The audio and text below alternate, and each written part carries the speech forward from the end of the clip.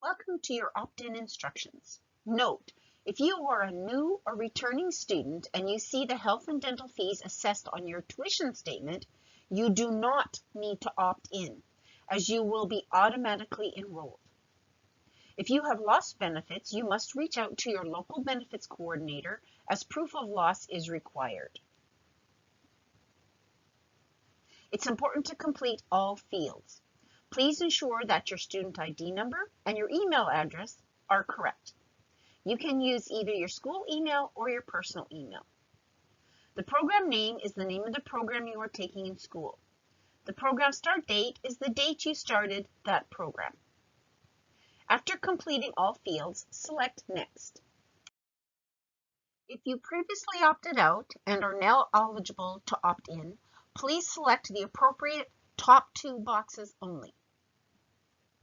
Again, if you have lost benefits prior to opting in, you must reach out to your local benefits coordinator as proof of loss is required to opt in.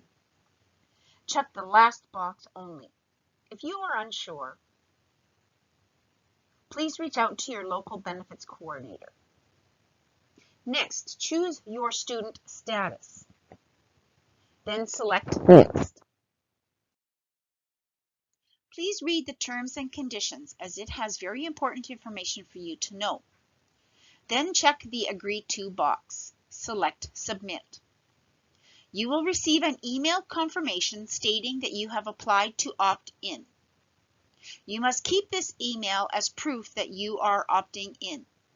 Note, please check your junk mail.